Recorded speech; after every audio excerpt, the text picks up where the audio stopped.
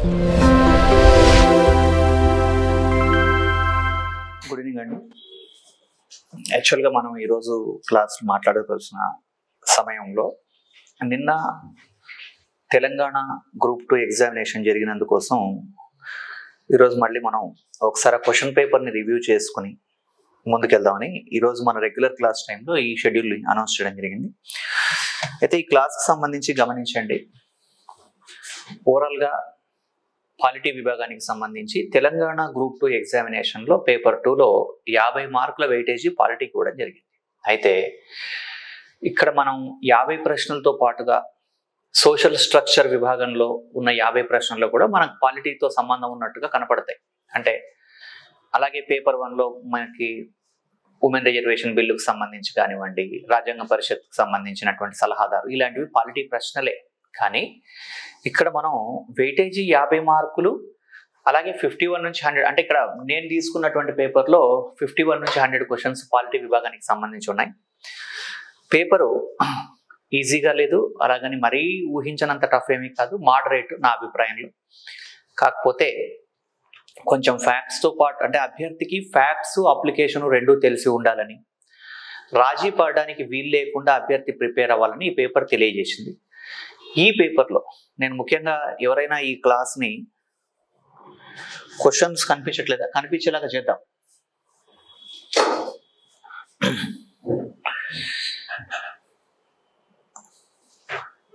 ఇప్పుడు ఓకేనా? చూడండి,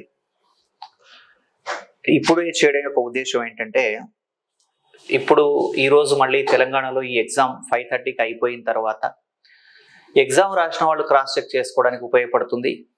అలాగే మన రెగ్యులర్ క్లాస్ విన్న వాళ్ళకి ఏపీ తెలంగాణ పాలిటీ సేమ్ ఒకటే సబ్జెక్ట్ కాబట్టి మనకి ఇబ్బంది ఏమీ లేదు. ఓకేనండి.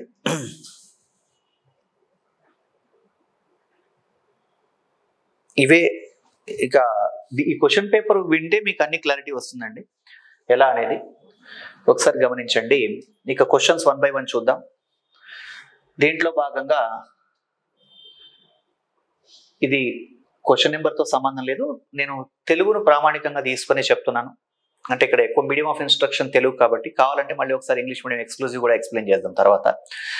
సో ఇక్కడ గమనించండి, అంటే రెండు ప్రాక్టికల్గా కష్టం అవుతుంది. చేశారు కదా. ఈ కింది ప్రతిపాదనల్లో సరైనవి ఏవి? రాజ్యాంగ సవరణ బిల్లును ప్రతిపాదించే అధికారం రాష్ట్ర శాసనసభకు లేదు. అంటే స్టేట్ లెజిస్లేచరు రాజ్యాంగ సవరణ బిల్లును ప్రతిపాదించేటువంటి అధికారాన్ని కలిగి లేదు అన్నాడు. ఇక్కడ మనల్ని అడిగిన సరైనవి ఏవి అన్నాడు కాబట్టి ఇది సరైనదే ఇక్కడ. ఎందుకంటే పార్లమెంట్లో ఉభయ సభల్లో రాజ్యాంగ సవరణ బిల్లు ఆమోదించబడ్డ తర్వాత రాష్ట్రానికి రావాల్సిందే, కానీ రాష్ట్రానికి రాష్ట్రం తానే రాజ్యాంగ సవరణ బిల్లును ప్రతిపాదించే అధికారాన్ని కలిగి లేదు. ఇది కరెక్ట్ స్టేట్మెంటే. అలాగే దీంట్లో రాజ్యాంగ సవరణ బిల్లుకు సంబంధించి పార్లమెంటు ఉభయ సభలు పార్లమెంటు ఉభయ సభల మధ్య ప్రతిష్టంభన ఏర్పడితే సంయుక్త సమావేశం ద్వారా దాన్ని పరిష్కరించవచ్చు అంటున్నారు. ఇక్కడ ఉభయ సభల సంయుక్త సమావేశం ద్వారా పరిష్కరించవచ్చా అంటే, ఇక్కడ రాజ్యాంగ సవరణ బిల్లు విషయంలో జాయింట్ సిట్టింగ్ కి అవకాశం లేదండి. అలాగే రాజ్యాంగ సవరణ బిల్లు ప్రవేశపెట్టడానికి రాష్ట్రపతి ముందస్తు అనుమతి అవసరం లేదు. రాష్ట్రపతి నుంచి ముందుగా అనుమతి తీసుకోవాల్సినటువంటి అవసరం ఏమీ లేదు. ఓకేనండి. పార్లమెంటు ద్వారా పంపిన రాజ్యాంగ సవరణ బిల్లుని రాష్ట్రపతి తప్పనిసరిగా ఆమోదం తెలిపాలి. బేసిక్ కాన్స్టిట్యూషన్ లో, మౌలిక రాజ్యాంగంలో ఈ పాయింట్ లేదు, కానీ తర్వాత మనకి ఏం చేశారంటే కాన్స్టిట్యూషనల్ అమెండ్మెంట్ ద్వారా రాష్ట్రపతి రాజ్యాంగ సవరణ బిల్లు విషయంలో తప్పనిసరిగా ఆమోదించాలని నిర్ణయించడం జరిగిందండి. ఇక్కడ ఈ అంశాన్ని కనుక మనం గమనిస్తే దీనికి సంబంధించి ACD ఇవి సరైనటువంటి అంశాలు కాబట్టి ఈ ప్రశ్నకు సమాధానం 1. నెక్స్ట్ ఇక్కడ ఈ ప్రశ్న గమనించండి. ఈ కింది వ్యాఖ్యల్ని పరిశీలించండి అంటున్నాడు. ఈ స్టేట్మెంట్స్ అబ్జర్వ్ చేయండి అని. రాష్ట్రపతి కార్యనిర్వహణాధికారాల్ని మంత్రిమండలి సలహా మేరకు మాత్రమే అమలు చేయగలుగుతాడు ఒక స్టేట్మెంట్ అండి. అలాగే 1978లో జరిగిన 44వ రాజ్యాంగ సవరణ ప్రకారం సుప్రీంకోర్టు సూచించిన పరిమిత కేసుల్లో తప్ప మంత్రి నిర్ణయాల్ని అమలుపరచడం ఎడల రాష్ట్రపతి అభిశంసన చేయడానికి వీలవుతుంది అన్నారు. 44వ రాజ్యాంగ సవరణ ఏం చెప్తుందంటే ఇక్కడ రాష్ట్రపతి తప్పనిసరిగా ఆమోదించాల్సినటువంటి అవసరం ఏమీ లేదు, రిజెక్ట్ చేయొచ్చు అని చెబుతోంది. కాబట్టి ఈ స్టేట్మెంట్ ని మనం తప్పు స్టేట్మెంట్, అంటే ఇక్కడ ఈ కింది వ్యాఖ్యల్ని పరిశీలించి ఏది సరైనదో చెప్పమంటున్నాడు. అభిశంసన చేయడానికి వీలవుతుంది అన్నాడు, అలా వీలు కాదు కాబట్టి ఈ స్టేట్మెంట్ తప్పండి. రాష్ట్రపతి కార్యనిర్వహణాధికారులు మంత్రిమండలి సలహా మేరకే అమలు చేయగలుగుతారన్నది మాత్రం కరెక్టే. కాబట్టి ఇక్కడ ఈ ప్రశ్నకి సమాధానం ఏ మాత్రమే. అంటే సింపుల్ గా గమనించాలి, 1976లో రాష్ట్రపతి మీద ఉన్నటువంటి పరిమితి 1978లో 44వ రాజ్యాంగ సవరణ ద్వారా తొలగించబడింది. కాబట్టి ఇక్కడ ఏ మాత్రమే సరైనది ఈ ప్రశ్నకు సమాధానం. ఇది నేను తీసుకున్న పేపర్లో 51 నుంచి 100 వరకు ఉన్న క్వశ్చన్లు పాలిటీ క్వశ్చన్లు కాబట్టి ఇది 52 అంటే సెకండ్ క్వశ్చన్. నెక్స్ట్ ఇక ఒక మ్యాచింగ్ టెస్ట్ ఇచ్చారు. ఇది మీకు తెలిసినటువంటివే ఈ మ్యాచింగ్ టెస్ట్లు. అంటే దీంట్లో భాగంగా ఏ ఆర్టికల్ ఏం చెబుతుంది అన్నారు. ఇలాంటివి మీరు సింపుల్ గానే రాస్తారు. ఆర్టికల్ 75 అంటే ఇక్కడ ప్రధానమంత్రి నియామకం, అలాగే ప్రధానమంత్రి మంత్రిమండలి ఉన్నా సరిపోయేది కానీ ప్రధానమంత్రి నియామకం ఆర్టికల్ 75. ఆర్టికల్ 74 అంటే ఏంటి, మంత్రిమండలి రాష్ట్రపతికి సలహా సూచనలు ఇవ్వడం అది. ఆర్టికల్ 61 అంటే ఇంపీచ్మెంట్, మహాభియోగ తీర్మానం. ఆర్టికల్ 72 క్షమాభిక్ష.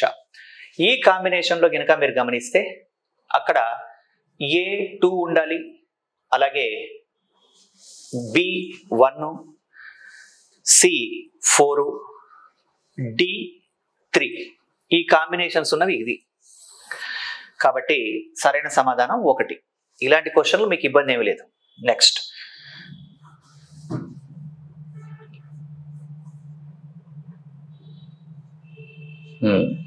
ఈ క్వశ్చన్ అబ్జర్వ్ చేయండి.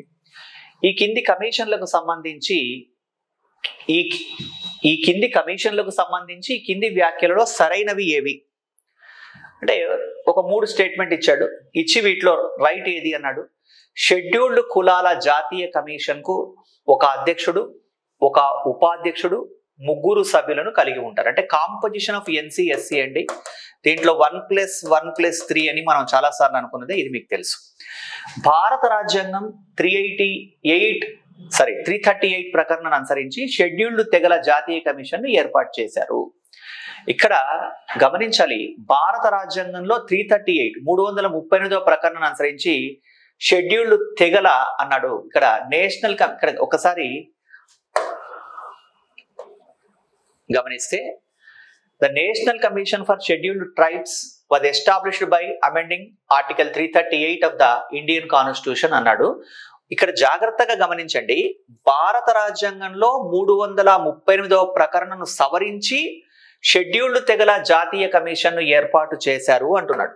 అంటే దీని అర్థం ఏంటి, మనకి 1978లో ఉన్నప్పుడు అది SC/ST కమిషన్ గా ఏర్పాటైన తర్వాత 65th అమెండ్మెంట్ తర్వాత ఏమైంది, national commission for scheduled caste and scheduled tribe అయినటువంటి దాన్ని మళ్ళీ 2003లో 89th అమెండ్మెంట్ చేసి 338ని అమెండ్ చేయాల్సి వచ్చింది. చేసిన తర్వాత 338A వచ్చింది. కాబట్టి ఈ పాయింట్ మనం ఆ కోణంలో పరిగణనలోకి తీసుకోవాల్సినటువంటి అవసరం ఉంటుంది దీంట్లో. కాబట్టి ఇది గమనించండి, ఇది సముచితమైనటువంటి ఆన్సర్. 338A కోసం వెతకూడదు, 338 అమెండ్ చేశాక వచ్చింది కాబట్టి అలా పరిగణించాలి.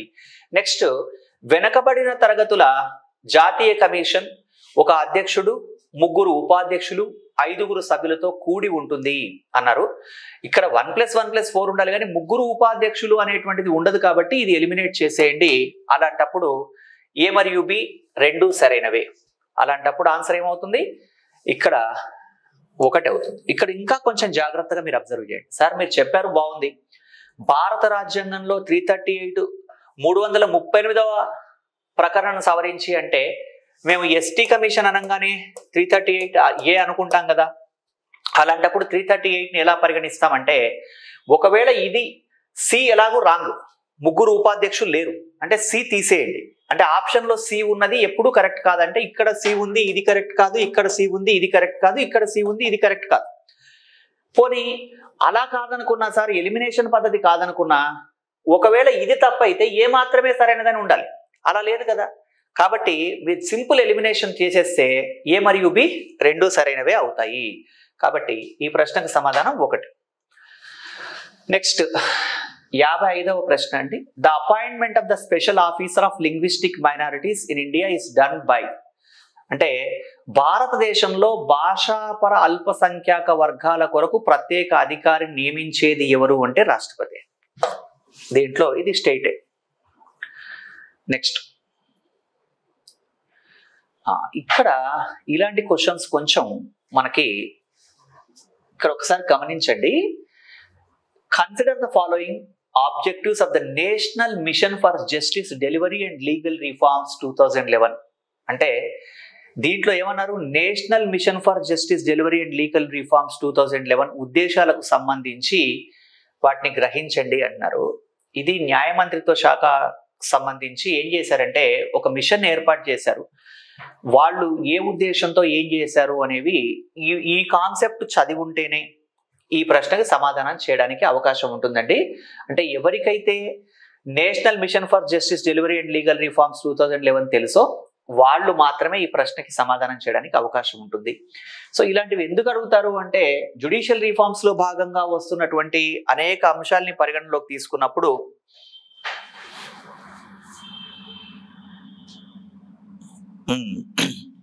ఓకేనండి, కాబట్టి అలా తీసుకుంటాం మనం. సో దీనికి సంబంధించి క్వశ్చన్ గమనించండి. ఏది సరైనది అంటాడు. సార్ మనకు అసలు ఏమీ తెలియనప్పుడు ఎలా ఏది సరైనది అనేది ఎలా రాస్తాము అంటే దీనికి సరైనటువంటి ఆన్సర్ తెలియాలంటే ఒకటేమో మనకు అన్ని తెలిసి ఉండాలి, లేదంటే మాక్సిమం సందర్భాల్లో అన్ని కరెక్ట్ అని పెడుతూ ఉంటాం.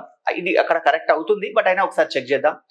సుప్రీంకోర్టు కొన్ని హైకోర్టులలో న్యాయమూర్తుల సంఖ్యను పెంచడానికి అధ్యయనం సిఫారసు చేసింది అంటున్నారు. అంటే సుప్రీంకోర్టులోను హైకోర్టులోను న్యాయమూర్తుల సంఖ్యను పెంచడానికి సిఫారసు చేసిందా అంటే సిఫారసు చేసిందండి. సిఫారసు చేసింది, అందుకే 2014 తర్వాత సుప్రీంకోర్టులో ఉన్నటువంటి వాళ్ళ తరఫు ఇక్కడ మీరు గమనించండి, సుప్రీంకోర్టులో మార్పు రాలేదు, కానీ హైకోర్టు విషయంలో అయితే 906 ఉన్నటువంటి జడ్జెస్ ని 1114కి ఎక్స్టెన్షన్ చేయడానికి ప్రభుత్వం ఒప్పుకుంది. కాబట్టి ఇది స్టేట్మెంట్ కరెక్టే. న్యాయ వ్యవస్థలో చేరువను పెంచడం అంటే ఇక్కడ చేరువ అంటే యాక్సెస్ అండి. చేరువను పెంచడం మరియు ఆలస్యము పాత కేసుల సంఖ్యను తగ్గించడం కూడా చేసింది.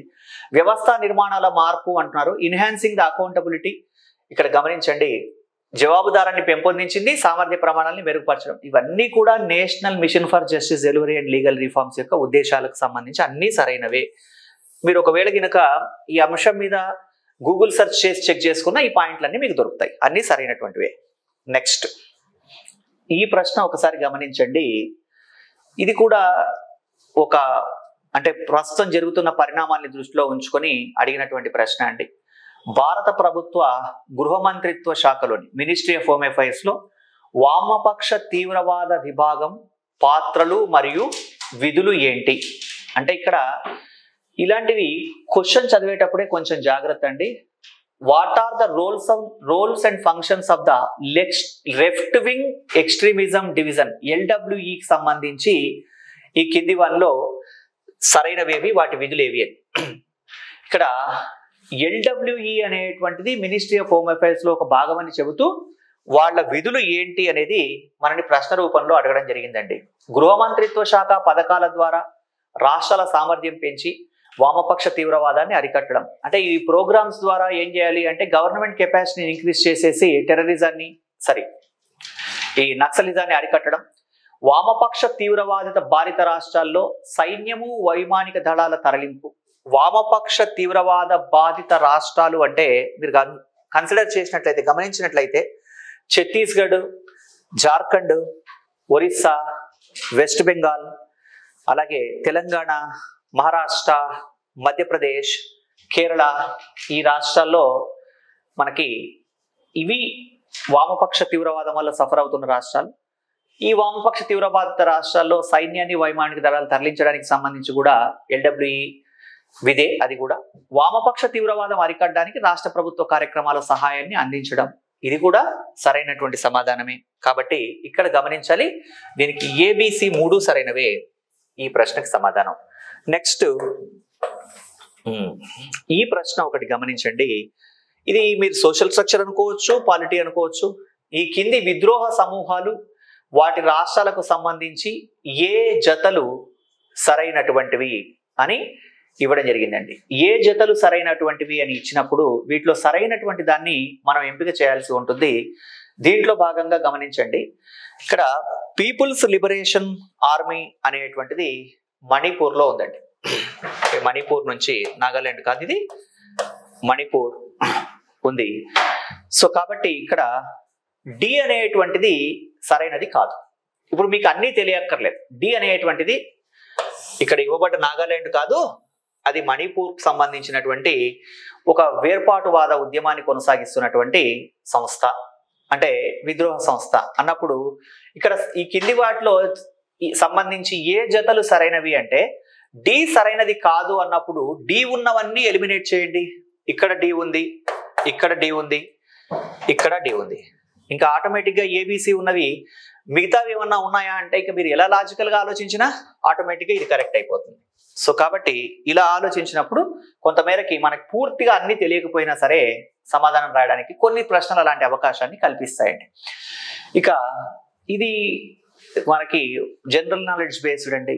కేంద్ర సాయుధ పోలీసు దళాల్లో మనకి సిఏపిఎఫ్ అంటే ఇక్కడ మనకి సెంట్రల్ ఆర్మ్డ్ పోలీస్ ఫోర్సెస్ లో ఏవేవి ఇన్క్లూడ్ అయి ఉంటాయి, ఇది ప్రశ్న అండి. అంటే మనకి ఇప్పుడు ఎప్పుడైనా జనరల్ నాలెడ్జ్ లో చదివి ఉన్నట్లయితే ఈ ప్రశ్నకు మీరు సులభంగా సమాధానం రాయగలరు. లేకపోతే ఈ ప్రశ్న కొంచెం ఇబ్బంది పెట్టే ప్రశ్నే. దీంట్లో సరైనటువంటి అంశాలు ఏవి సరైనవి అని అంటే ఇక్కడ కేంద్ర సాయుధ దళాల్లో సిఏపిఎఫ్ లో ఏమేమి ఉన్నాయో మీరు ఫస్ట్ చెక్ చేయాలి. ఏం కావో, పరిధిలోకి రాని విషయాలు ఏవో కూడా చెక్ చేయాలండి. దీంట్లో గమనించండి, ఈ ప్రశ్న 59వ ప్రశ్న అండి. దీంట్లో Assam rifles, border security force ఈ రెండు కూడా దీంట్లోకే వస్తాయి. డిఎస్జి రాదు, సెంట్రల్ ఇండస్ట్రియల్ సెక్యూరిటీ ఫోర్స్ కూడా రాదు. కాబట్టి ఇక్కడ ఏ మరియు బి వాస్తవంగా వస్తాయి. దీంట్లో మరి ఏ మరియు బి వచ్చినప్పుడు డిఫెన్స్ డిఎస్జి అసలు రాదు. కాబట్టి ఉన్నదాన్ని మనం కరెక్ట్గా చెప్పుకోవాలన్నప్పుడు ఏబిసి సరైనది అవుతుంది. ఇక్కడ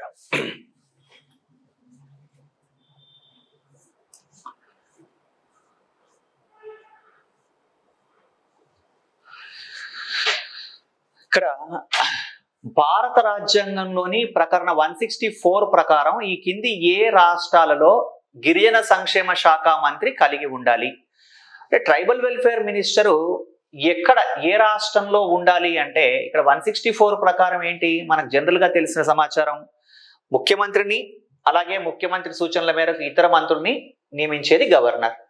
ఒకవేళ గనక ముఖ్యమంత్రి తానుండి ఇంకా మంత్రులు నియమించుకోకపోతే ఏదైనా ఒక రాష్ట్రంలో ఎందుకని ప్రశ్నించలేం. కానీ కొన్ని ట్రైబల్ స్టేట్స్ లో మాత్రం ఖచ్చితంగా ఏం చేయాలి, ముఖ్యమంత్రిని నియమించాల్సిందే. సో దాంట్లో ముఖ్యమంత్రితో పాటు ట్రైబల్ వెల్ఫేర్ మినిస్టర్ని నియమించాల్సిందే. అవి ఏంటి అంటే జార్ఖండ్, మధ్యప్రదేశ్, ఒరిస్సా, ఛత్తీస్గఢ్. ఇక్కడ ఛత్తీస్గఢ్ కూడా ఉండాలి. ఇక్కడ ఛత్తీస్గఢ్ లేదు. అంటే ఇక్కడ ఉండాలి అంటే కంపల్సరీ ఉండాలని కాదు కదా, వాళ్ళు ఇవ్వాలనుకున్న ఆన్సర్ ఇస్తారు. కాబట్టి ఇక్కడ మధ్యప్రదేశ్, జార్ఖండ్, తర్వాత ఒరిస్సా, ఛత్తీస్గఢ్ సరిపోతాయి. కాబట్టి ఇక్కడ గమనించండి, ఛత్తీస్గఢ్ ఇవ్వడం జరిగింది. మేఘాలయ, మిజోరాం ఉందంటే కాదు, అరుణాచల్ ప్రదేశ్, అస్సాం కాదు, కేరళ, కర్ణాటక కాదు. ఇది సరైన అంశం. ఇంకా దీంట్లో ఈ మూడుతో పాటు ఛత్తీస్గఢ్ కూడా యాడ్ చేసుకొని గుర్తుపెట్టుకోండి. ఇక రాజ్యాంగంలోని 103వ సవరణ చట్టం 2019 ఈడబ్ల్యూఎస్ రిజర్వేషన్ సదుపాయం కల్పించడానికి భారత రాజ్యాంగంలోని ఈ కింది ఏ ప్రకరణలను సవరించింది. ఈడబ్ల్యూఎస్ రిజర్వేషన్ల కోసం సవరించినటువంటి ప్రకరణలు ఏవి అంటే మీకు తెలిసిందే 1516, 15లో 15(6), 16లో 16(6) అమెండ్ అయిందని మనం చాలా సార్లు మాట్లాడుకున్నాం. ఇది మీకు తెలిసిన ప్రశ్నే. నెక్స్ట్ దీంట్లో మ్యాచ్ ద ఫాలోయింగ్ ఇవ్వడం జరిగిందండి. స్వయం ప్రతిపత్తి ఆకాంక్షలకు సంబంధించి ఏ రాష్ట్రంలో ఏ మూమెంట్ ఉంది అంటే ఇప్పుడు మనకి ఒక్కొక్క రాష్ట్రంలో ఒక్కొక్క మూమెంట్ ఉంటుంది. బాగా పాపులర్ గా వినున్నాయి మీరు, బోడోల్యాండ్ అనగానే అస్సాం గుర్తొస్తుంది, కొడగు అంటే కర్ణాటక గుర్తొస్తుంది. ఇప్పుడు ఈ రెండింటిని మీరు చూసుకోండి, ఇక్కడ C5 ఉండాలి. C5 అనే కాంబినేషన్ దీంట్లో ఒకే ఒక ఆన్సర్ ఉంది. ఏంటి, కొడగు అంటే కర్ణాటక. మీకు మనకు బాగా తెలుసు అనుకోండి, డి అంటే బోడోల్యాండ్ అంటే అస్సాం అని ఉండాలి. అంటే D1 ఉంది. C5 D1 ఉన్న కాంబినేషన్ లేదు కాబట్టి ఆటోమేటిక్గా మరుప్రదేశ్ అనేది రాజస్థాన్లో ఉందని, కోసల రాజ్యం సంబంధించిన డిమాండ్ ఒరిస్సాలో ఉందని చెప్పేసి తెలుసు. కాబట్టి ఇక్కడ గమనించండి A2 అలాగే B3 ఇది సరైన సమాధానం.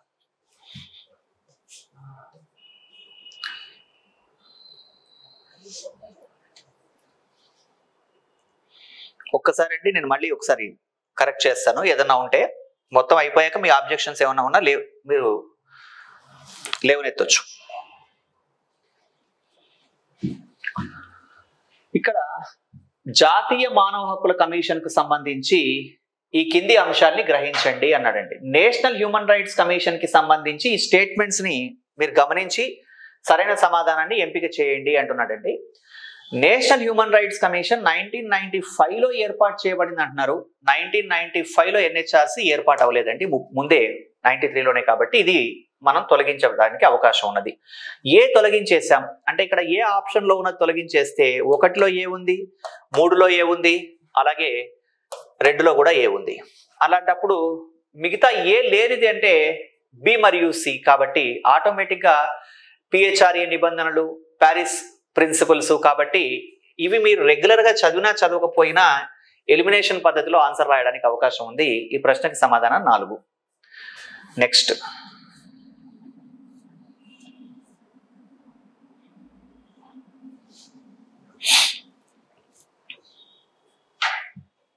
ఇక్కడ గమనించాలి, దీంట్లో భారత ఎన్నికల సంఘానికి సంబంధించి ఈ కింది వ్యాఖ్యలను గ్రహించండి. భారత ఎన్నికల సంఘం రాష్ట్రపతి సమ్మతి తర్వాత రాష్ట్రానికి లోక్సభ స్థానాలు కేటాయించే విధానాన్ని నిర్ణయించే అధికారాన్ని కలిగి ఉంటుంది. The election commission of India after consent of the president is empowered to determine the manner in which the Lok Sabha seats are allotted to each state. అసలు ఈ లోక్సభ స్థానాల కేటాయింపుకి ఎలక్షన్ కమిషన్ కి సంబంధం లేదండి. వాళ్ళ పని కేవలం ఏంటి అని అంటే, ఎలక్షన్ కమిషన్ రెస్పాన్సిబిలిటీ ఏంటి, ఏ రకంగా చూసుకున్నా సరే ఎన్నికల సంఘం నిర్వర్తించే కార్యకలాపాలు ఎన్నికలు నిర్వహించడమే. డిలిమిటేషన్ అవి మిగతా పనులు వీళ్ళకి సంబంధం లేదు. కాబట్టి ఇది దీనికి ఎలక్షన్ కమిషన్ సంబంధించినటువంటి స్టేట్మెంట్ కాదు. పార్టీలకు చిహ్నాలని భారత ఎన్నికల సంఘమే కేటాయిస్తుంది. కాబట్టి ఇది సముచితమైనటువంటిదే. అంటే దీంట్లో ఈ కింది వ్యాఖ్యల్ని గ్రహించి ఏది సరైనదో చెప్పమంటున్నాడండి. పార్టీలకు చిహ్నాలు కేటాయించడం అనేది వీళ్ళ విధి అవుతుంది. Next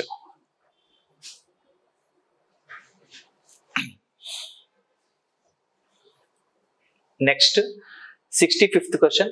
district judges are appointed by. ఇది డైరెక్ట్ క్వశ్చన్ అండి. ఆర్టికల్ 233 ప్రకారం జిల్లా కోర్టు న్యాయమూర్తులు నియమించేది ఎవరు అంటే గవర్నర్. సో ఇంకా మిగతావి మనం చెక్ చేయాల్సిన అవసరం కూడా లేదు. నెక్స్ట్, భారతదేశంలో ఎన్నికల సంస్కరణలకు సంబంధించి ఈ కింది కమిటీలను కాలక్రమంగా అమర్చండి అంటున్నారు. అంటే ఏ కమిటీ ఎప్పుడు అనేటువంటిది మీరు వాటి ఆర్డర్ చెప్పండి అంటున్నారండి. దినేష్ గోస్వామి అంటే మనకి 1990లో దినేష్ గోస్వామి కమిటీ వస్తుంది మనకి. నెక్స్ట్ ఓహ్రా కమిటీ అంటే 1993, Tarkunde committee 1982, next Indrajit Gupta committee 98. ఈ ఆర్డర్ తీసుకోవాలండి. అంటే మనకి CABD కాబట్టి ఇది fact oriented question. Next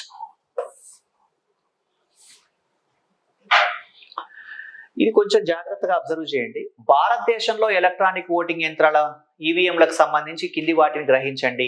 EVM మొదటిసారిగా 1977లో రూపొందించబడింది. Centre for materials for electronic technology వారు దీన్ని అభివృద్ధి చేశారు. 82లో పైలట్ పద్ధతిన ఈవీఎం ఎన్నికలు నిర్వహించడానికి ఉపయోగించారు.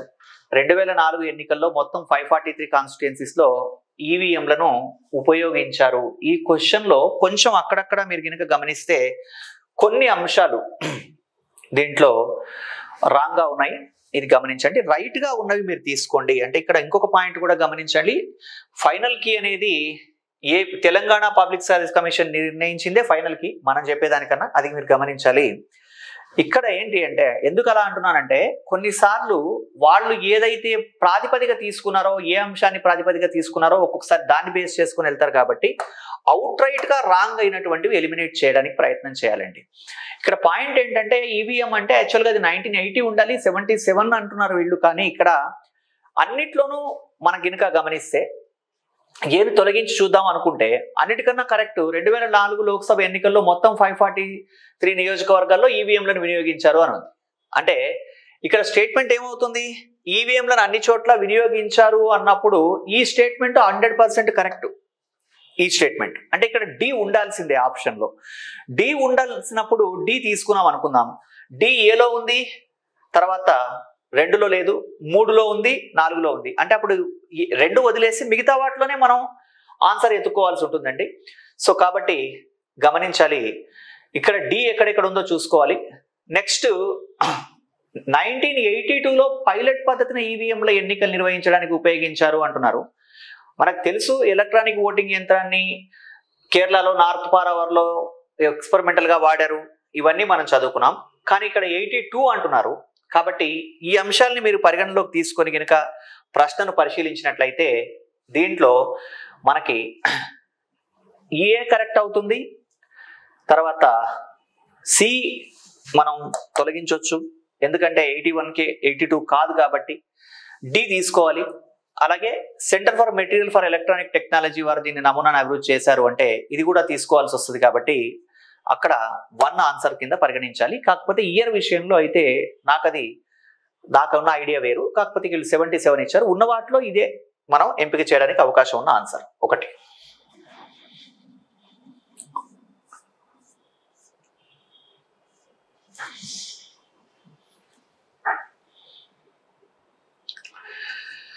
ఇక్కడ ఈ కింది ప్రతిపాదనలో మున్సిపాలిటీల రద్దుకు సంబంధించిన విషయాల్ని పరిగణించండి. మున్సిపాలిటీని రద్దు చేసే ముందు మున్సిపాలిటీ వాదనలు వినడానికి తగిన సమయాన్ని ఇవ్వవలసి ఉంటుంది. అలాగే అమల్లో ఉన్న ఏ చట్టాన్ని సవరణ అయినా 5 సంవత్సరాల పదవి కాలం ముగిసేలోపు మున్సిపాలిటీ రద్దు చేయదు. అంటే ఈ పాయింట్ 1 ఓకే. రెండో పాయింట్ ఏంటి అంటే ఏదైనా ఒక చట్టం, ఇప్పుడు ఫర్ ఎగ్జాంపుల్ 1990లో మనకి 73, 74 రాజ్యాంగ సవరణలు అమల్లోకి వచ్చినాయి అనుకుందాం.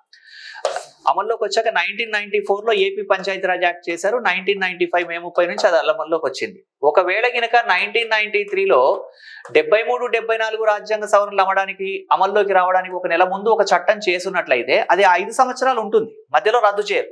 అంటే ఇప్పుడు ఉదాహరణకి 1993లోనే ఒక ఎక్స్ అనే రాష్ట్రంలో ఎన్నికలు జరిగి ఆ రాష్ట్రంలో రిజర్వేషన్లు లేవనుకుందాం ఉదాహరణకి. అలాంటప్పుడు ఎలక్షన్ జరిగిపోయిన తర్వాత ఎవరైనా ఎన్నికైతే వాళ్ళు అలాగే కొనసాగుతారు కదా నెక్స్ట్ ఎలక్షన్ వరకు. అంటే 5 సంవత్సరాల తర్వాతనే వాళ్ళు మారుస్తారు అని చెప్పడం. కాబట్టి ఇక్కడ ఏ మరియు బి 2 సరైనవి. నెక్స్ట్ ఇది కొంచెం టెక్నికల్ ప్రశ్న అండి. రాజ్యాంగంలో 12వ షెడ్యూల్లో పొందుపరిచిన ప్రకారం మున్సిపల్ కార్పొరేషన్ విధులు ఏవి అంటే వాళ్ళు ఏం కోరుతున్నాడు అభ్యర్థి నుంచి అంటే 73వ రాజ్యాంగ సవరణ ద్వారా ఉన్నటువంటి 29 అంశాలు, 74వ రాజ్యాంగ సవరణ ద్వారా పొందుపరచబడ్డటువంటి 18 విధులు అభ్యర్థికి తెలిసుండడం ఖచ్చితంగా అవసరం అన్నట్టుగా ఈ క్వశ్చన్ ఫ్రేమ్ చేయడం జరిగిందండి. అంటే ఇక్కడ 12వ షెడ్యూల్లో పొందుపరిచిన ప్రకారం మున్సిపల్ కార్పొరేషన్ విధులు ఏవి అని అన్నాడు. దీంట్లో గమనించండి, దీంట్లో ఏవేవి మున్సిపల్ కార్పొరేషన్ విధులు ఇవ్వడం జరిగింది అంటే మురికివాడల్ని మెరుగుపరిచి వాటి స్థాయిని పెంచాలి, రోడ్లు వంతెనలు, పట్టణ పేదరిక నిర్మూలన, జంతువుల పట్ల క్రూరత్వాన్ని నిరోధించడం, ఇవన్నీ కూడా మనకి మున్సిపల్ కార్పొరేషన్ విధుల కిందే వస్తాయి. అన్ని విధులు కూడా మున్సిపల్ కార్పొరేషన్ విధులే అవుతాయండి. సో కాబట్టి ఏబిసిడి అన్ని మున్సిపల్ కార్పొరేషన్, మీరు కావాలంటే ఒకసారి చెక్ చేయండి. నెక్స్ట్ 70వ ప్రశ్న గమనించండి. ఇంతకుముందు అన్ని రాశాము. భారత రాజ్యాంగం ఇక్కడ 70వ ప్రశ్నలో ఏమన్నాడంటే భారత రాజ్యాంగంలోని 11వ షెడ్యూల్ ప్రకారం పంచాయతీలకు కేటాయించబడ్డ విధులు ఏవి అన్నాడు. పంచాయతీలకు కేటాయించబడ్డ విధులు ఏవి అంటే దీని అర్థం ఇంతకుముందేమో 70 పంచాయతీలు అంటే 73, ఇంతకుముందు అడిగింది 74. ఈ 73వ రాజ్యాంగ సవరణ ప్రకారం 29 అంశాల విషయంలో స్వయం నిర్ణయాధికారం లభించింది, ఆ విధులు ఉన్నాయి. కాబట్టి సార్ మరి అన్ని గుర్తుపెట్టుకోగలుగుతామా? ఒకవేళ గినక అంటే ఒక్కసారి అబ్జర్వ్ చేయండి, ఇక్కడ ఒక చిన్న డిఫరెన్స్ మీరు అబ్జర్వ్ చేస్తే 73వ ప్రశ్నలో జంతువుల పట్ల క్రూరత్వాన్ని నిరోధించడం అనే పాయింట్ ఉంది. ఇక్కడ పశువుల కొట్టాలు జంతువుల పట్ల క్రూరత్వాన్ని నివారించడం అనేటువంటి పాయింట్ ఉంది.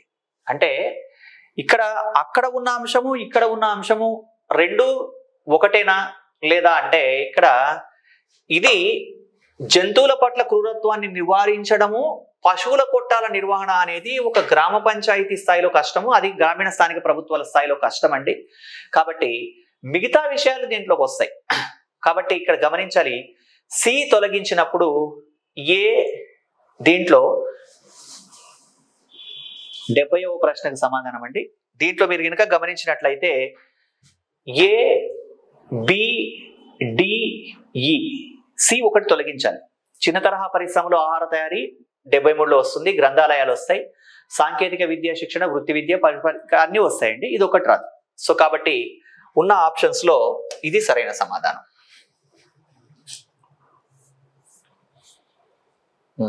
ఇక్కడ ఈ క్వశ్చన్ కూడా మనకి ఎలక్షన్ రిఫార్మ్స్ కి సంబంధించింది. బీసీ జీవన్ రెడ్డి కమిటీ ఈవీఎంలను none of the above NOTA ఎంపికను సూచించింది. జీవన్ రెడ్డి కమిటీ పాతదండి, ఈవీఎంలో నన్ ఆఫ్ ద అబో అని వీళ్ళేమీ చెప్పలేదు. ఈవీఎంలు బ్యాలెట్ పేపర్లో నోటా ఎంపికపై సుప్రీంకోర్టు ఒక తీర్పు వెలువరించింది.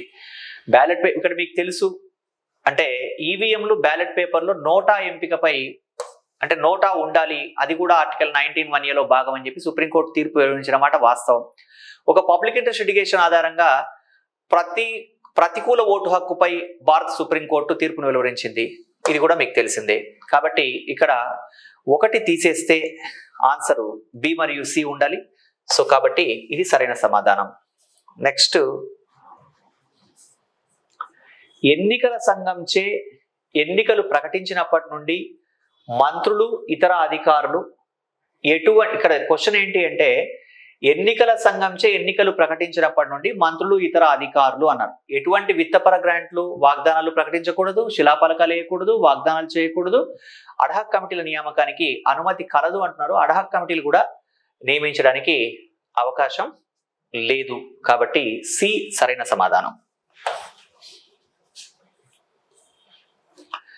ఇక్కడ ఒక్కసారి మీరు కనుక జాగ్రత్తగా గమనిస్తే, in order to democratize the district planning committee DPC, how many members should be elected from panchayats and panchayats at the district level and municipalities అంటున్నారు. సింపుల్ గా చెప్పాలంటే జిల్లా ప్రణాళిక కమిటీలో ఎంతమంది సభ్యులు జిల్లా స్థాయిలో పంచాయతీలు మున్సిపాలిటీల నుండి ఎన్నుకోబడుతున్నారు. ఇక్కడ మీరు ఒక్కసారి డిపిసిని రెఫర్ చేసుకోండి పుస్తకంలో, దానివల్ల మీకు క్లారిటీ వస్తుంది. ఎంత పర్సెంటేజ్ ఆఫ్ పర్సన్స్ ఎన్నుకోబడుతున్నారంటే మిగతా వాళ్ళు నామినేట్ చేయబడే వాళ్ళు, ఇక్కడ ఎన్నుకోబడే వాళ్ళ పర్సెంటేజ్ ఎంత అన్నది ఈ ప్రశ్న యొక్క ఉద్దేశం అండి. దీంట్లో గినుక మీరు గమనించినట్లయితే 4/5%, 4/5వ వంతు సభ్యులు. ఒకసారి 243D దగ్గర చెక్ చేయండి. నెక్స్ట్, రాజ్యాంగ సవరణకు సంబంధించి ఈ కింది అంశాలని పరిగణించండి. దీంట్లో ఏమన్నాడు, 3 లక్షలు అంతకన్నా ఎక్కువ జనాభా కలిగిన మున్సిపాలిటీలకు వార్డు కమిటీలు ఏర్పాటు చేయొచ్చు. వార్డు కమిటీల కూర్పును రాష్ట్ర శాసనసభలు నిర్ణయిస్తారు. మెట్రోపాలిటన్ ప్రాంతం 10 లక్షలు అంతకన్నా ఎక్కువ జనాభా కలిగి ఉండాలి. మున్సిపాలిటీల నియామక పద్ధతి ద్వారా కూడా మున్సిపాలిటీలలో నియామక పద్ధతి ద్వారా కూడా స్థానాలని భర్తీ చేయవచ్చు. ఇది ప్రశ్న అండి. అంటే లోకల్ గవర్నమెంట్స్ కు సంబంధించి మనం గమనించాల్సింది ఏంటంటే, మున్సిపాలిటీలో వార్డు కమిటీలు అంటే 243S ప్రకారం ఏర్పాటయ్యేటువంటి వార్డు కమిటీలు మీరు అబ్జర్వ్ చేయండి, ఇది మున్సిపాలిటీకి సంబంధించింది కాదండి. ఎందుకంటే 20,000 నుంచి 3 lakhs వరకు ఉండేదే మున్సిపాలిటీ. 3 లక్షల కన్నా పైన ఉంటే అది కార్పొరేషన్. కాబట్టి ఇది ఎలిమినేట్ చేయండి. ఇక ఇది ఎలిమినేట్ చేసేస్తే అంటే ఈ ప్రశ్నకు సంబంధించి ఆ అంశాన్ని తొలగించినట్లయితే మనకి దీంట్లో BCD అనేటువంటివి కరెక్ట్ అవుతాయి. కాబట్టి ఒకటి సరైన సమాధానం 74లో.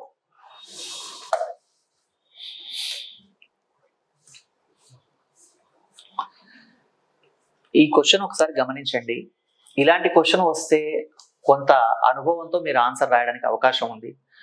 సుప్రీంకోర్టు తన వివిధ తీర్పుల్లో ప్రకరణ 21లో భాగంగా విశదీకరించినటువంటి హక్కులు ఏవి?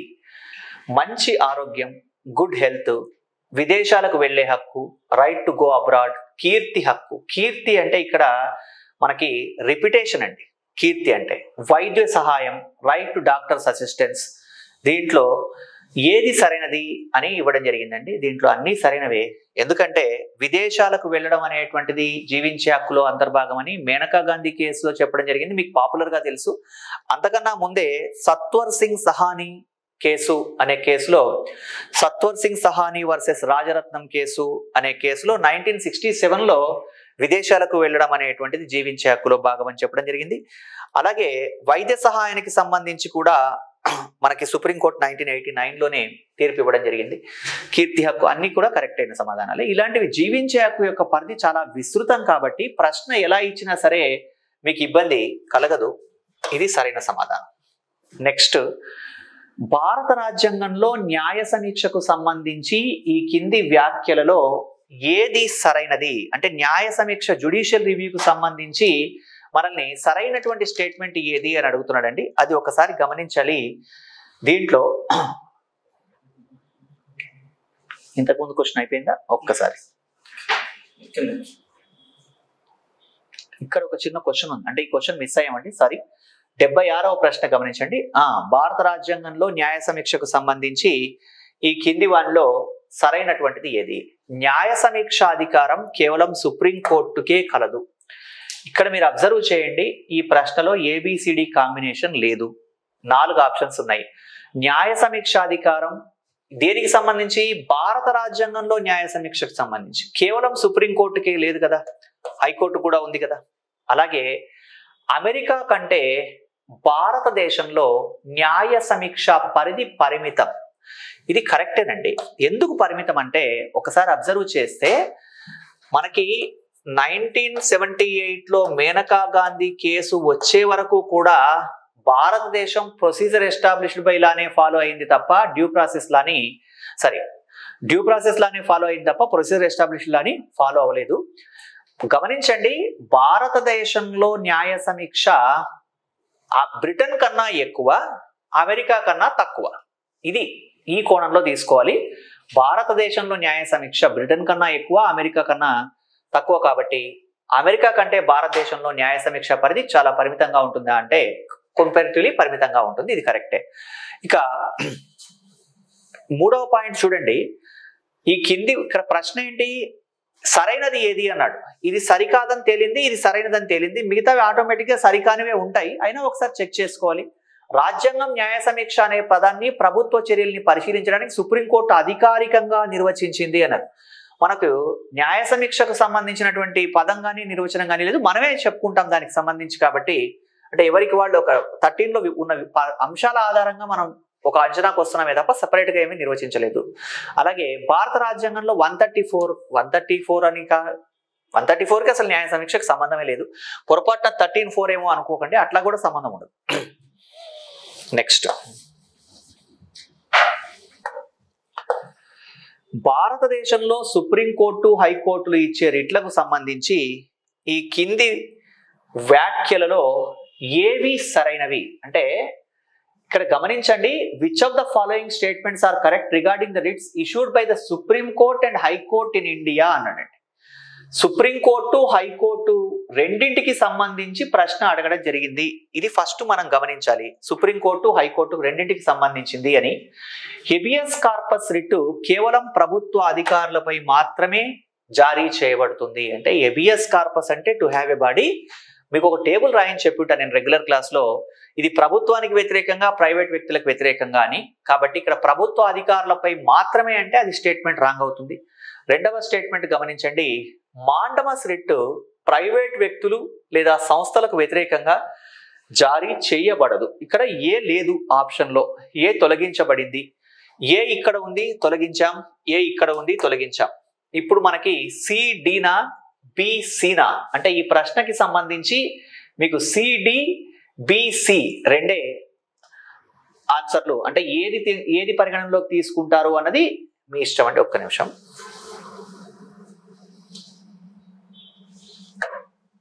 అక్కడ దీన్ని మీరు చెక్ చేసిన తర్వాత అంచనా వేయచ్చు. గమనించండి, దీంట్లో భాగంగా మనకి తర్వాత బి ఏమంటున్నారు? మాండమస్ రిట్ ప్రైవేట్ వ్యక్తులు లేదా సంస్థలకు వ్యతిరేకంగా జారీ చేయకూడదు అంటున్నారు. మాండమస్ అంటే వి కమాండ్.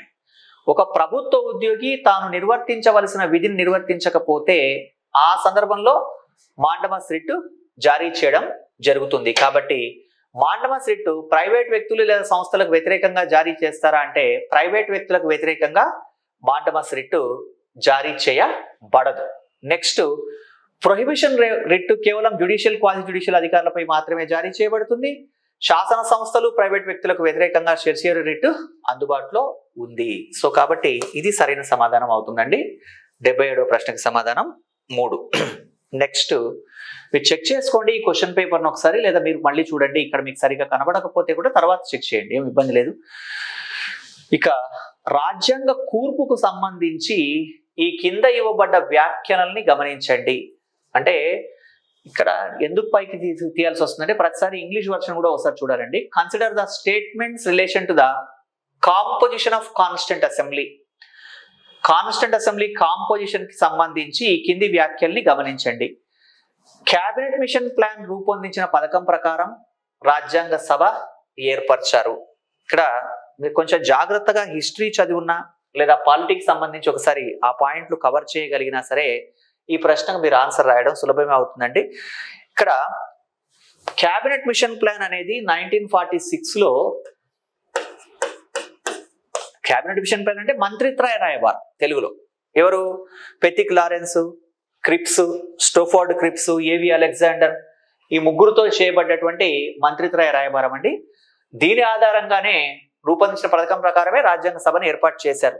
అంటే 46 తర్వాత ఈ అంశాల ఆధారంగానే రాజ్యాంగ సభ ఏర్పాటైంది.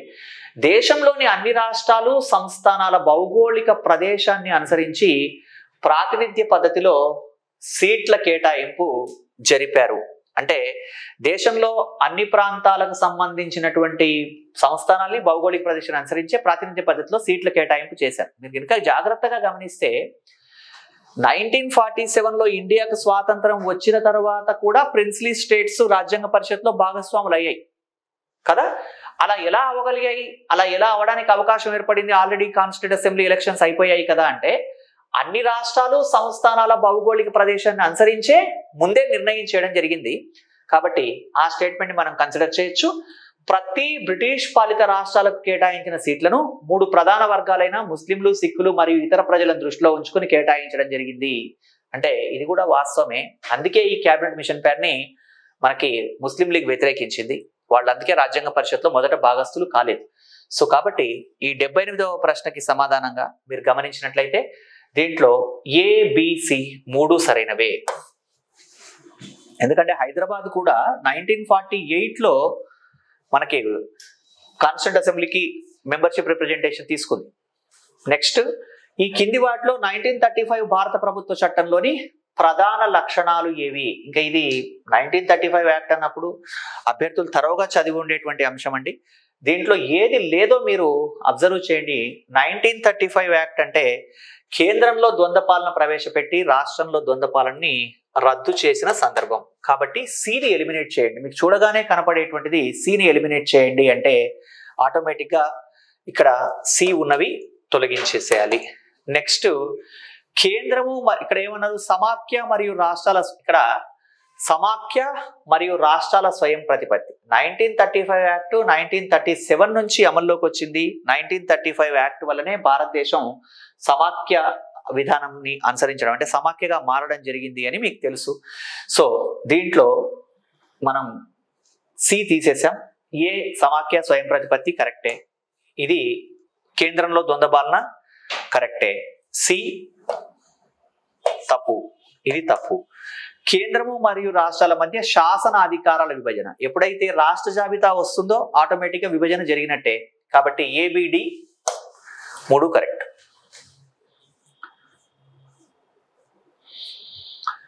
భారత రాజ్యాంగ నిర్మాణానికి సంబంధించి కింది వ్యాఖ్యల్ని గ్రహించండి. ఇది అండర్స్టాండింగ్ బేస్డ్ క్వశ్చన్ అండి. భారతదేశం అధ్యక్ష తరహా పాలన కంటే పార్లమెంటరీ తరహా పాలనని ఎంచుకుంది. అంటే మనకి భారతదేశంలో బ్రిటిష్ వాళ్ళ పాలన ఇన్ఫ్లుయెన్స్ ఉండడం వల్ల మనం పార్లమెంటరీ తరహా పాలనని ఎంచుకోవడం జరిగింది. ఇది కరెక్ట్ స్టేట్మెంటే. ప్రభుత్వ స్థిరత్వం కంటే బాధ్యతాయుత ప్రభుత్వాన్ని, స్థిరత్వం అంటే దీని ఉద్దేశం అధ్యక్ష తరహా ప్రభుత్వంలో ప్రభుత్వాలు మధ్యస్థంగా స్థిరంగా ఉంటాయి. కానీ దానికన్నా బాధ్యతాయుత ప్రభుత్వం అంటే మళ్ళీ పార్లమెంటరీ తరహా ప్రభుత్వాన్ని అధికారికంగా ఎంచుకోవడం జరిగింది. కాబట్టి ఏ మరియు బి రెండు కరెక్ట్. జాగ్రత్తగా గమనిస్తే పార్లమెంటరీ తరహా ప్రభుత్వాల్లో ప్రభుత్వం స్థిరంగా ఉండదు. మధ్యలో గవర్నమెంట్ నో కాన్ఫిడెన్స్ ఒకవేళ ఇంట్రడ్యూస్ చేస్తే గవర్నమెంట్ పడిపోతుంది. అధ్యక్ష తరహా ప్రభుత్వంలో అలాంటి ఇష్యూ ఉండదు. అధ్యక్షుడు రాజ్యాంగ ఉల్లంఘనకు పాల్పడితే తప్ప అది కూడా చాలా పెద్ద ప్రక్రియ. కాబట్టి పార్లమెంటరీ తరహా ప్రభుత్వంతో పోల్చినప్పుడు అధ్యక్ష తరహా ప్రభుత్వం స్థిరమైనదైనప్పటికీ కూడా మనం బాధ్యతాయుత ప్రభుత్వాన్ని అనుసరించాం, బ్రిటిష్ పార్లమెంటరీ విధానాన్ని అనుసరించాం. కాబట్టి ఇక్కడ ఈ ప్రశ్నకు సంబంధించి రెండు సరైనటువంటివే, ఏ మరియు బి రెండు సరైనవి. నెక్స్ట్, ఈ కింది వానిలో మాండమస్ రిట్కు సంబంధించి సరైన అంశాలు ఏది లేదా ఏవి? ఇక్కడ గమనించాల్సింది ఏమంటే ఈ క్లాస్ వింటున్న వాళ్ళలో చాలా మంది టెస్ట్ సిరీస్ రాస్తున్నటువంటి వాళ్ళు, ఇక్కడ క్లాస్ విన్నవాళ్ళు, మీరు ఒక టెస్ట్ రాసి వినే విధానం వేరండి, డైరెక్ట్గా వినడం వేరు. డైరెక్ట్గా విన్నప్పుడు అన్ని మనకు తెలిసినవే, అన్ని కరెక్టే, టిక్కులు పెట్టేటప్పుడు అన్ని కరెక్టే అనిపిస్తాయి. కానీ టెస్ట్ రాసినప్పుడు అభ్యర్థి అంటే అప్పుడున్న స్టేట్ ఆఫ్ మైండ్ బట్టి రాస్తారు, ఎగ్జామ్ రాస్తారు, అది గమనించండి. నెక్స్ట్,